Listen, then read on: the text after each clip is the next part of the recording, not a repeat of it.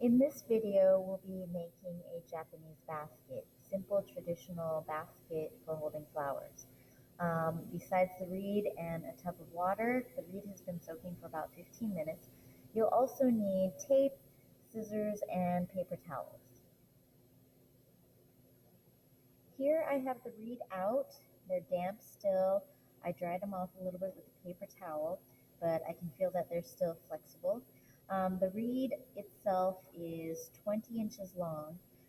This longer, round, slim reed is 36 inches. I'm going to roll it back up and put it in the water so that it doesn't dry out while I'm setting up the weave for the basket. At this point, I've taken the 5 reeds out of the 10 and I've laid them on the table. If you look real close, you can see that the top of the reed is rounded and then the bottom of it is flat. So what I did was I laid the flat side on the table and taped each of these about half an inch apart. When they're really wet, this is going to be hard to do because they're not going to want to stay flat with the tape.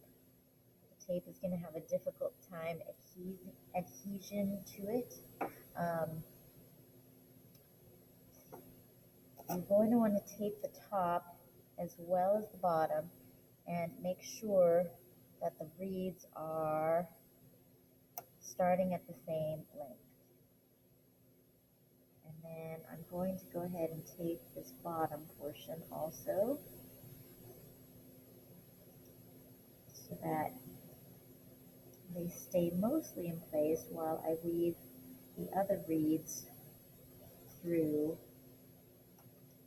these reeds. I'm going to move this camera so you can see it better. So there we have it. Next thing I'm going to do is I'm going to take these extra reeds, and again with the flat side on the bottom, I'm going to weave over, under, over on these reeds. So I went over this one, I'm going under this, so I'm lifting it up, over, lift up to go under, and then over. So making sure that they alternate. And I made a little mark, a halfway mark at the 10 inch, so that I know where halfway on the reed should be. So this is the halfway point, the middle of these 5, and then here is where the halfway point, the 10-inch mark of the horizontal reeds will go.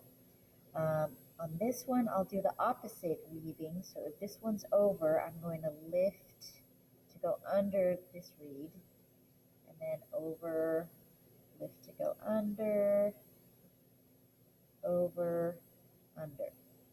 So you're going to do this with the other reeds and just do opposite of what you've already got. I'm adjusting these so that the third row is going to fall right in the center. You can see this marking right here. This is the center, the 10-inch mark of the vertical reeds.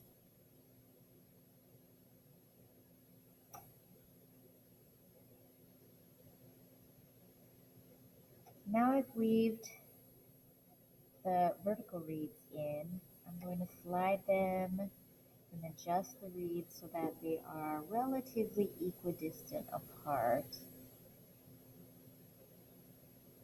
I've got this nice little square that's about 4 inches by 4 inches. So at this point, the basket is forming, and this little design here is going to hold itself together relatively okay. But to reinforce that, I'm going to take this round reed, the 36-inch reed, out of the tub of water. And what I'm going to do is on this middle reed, I'm going to lift it up and get this underneath there and kind of hold it with the ends together and move it through until it gets to the midway point of the slim reed. What I'm doing with this, I'll slide it down close to this reed, as close as I can get it. And what I'm going to do is I'm going to twist it and then feed this reed that's going over the top, I'm going to make it go underneath this other one. So again, opposite. So if it's over here, I'm putting it under here. This one that's underneath, I'm going to put it over and then under here. But I'm going to twist it as I do it. So it's going to wrap around this right here. So this one will be up instead of down. And this one will go underneath this reed. This is called twining. And what it does, it will just hold these horizontal and vertical reeds in place. So it'll reinforce the shape.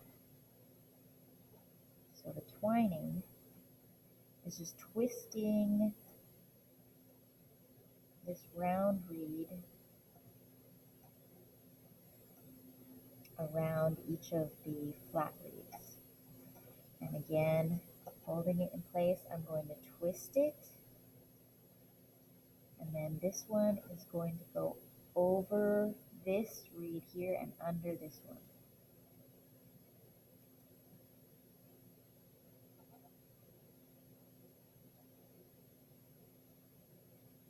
So this is probably the most difficult part. I'm pulling it tight. This one is going to go underneath here. So again, it's twisting around the flat reeds. And here, twisting it and going over here. So this one needs to go under.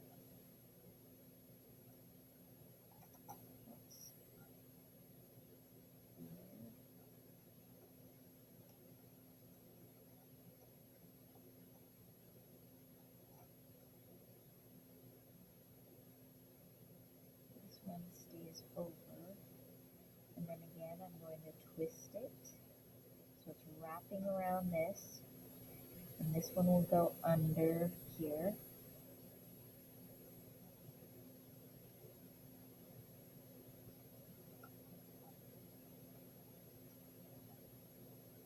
And then just constantly adjusting it, tightening it where it needs to be tightened. And you're going to do this all the way around this square. Okay, so at the end of the twining, you should have some leftover round reed, and what I'm going to do is I'm going to do my final twist, and then I'm going to tuck the reed ends into here. So if this one is over again, I will try and go underneath with that, and then this one will go over the top into there. And these should hold themselves in place, and you can go ahead and untape your basket, which should be sufficiently dry at this time, but still pliable. So there's my basket bottom, and I'm just going to finalize this and just make sure I tuck it in there so that it stays put. And you can trim these off if they're too long. So here's my reed basket bottom. Putting the flat side down, adjust these a little bit so that they're a little bit more evenly spaced. So this is still not yet a basket, it's just kind of flat there. What I'm going to do next is focus on the ends. So what we're going to do with these is you're going to gather them up together. I'm just going to overlap them like so, and kind of hold them a little bit and fold this over just slightly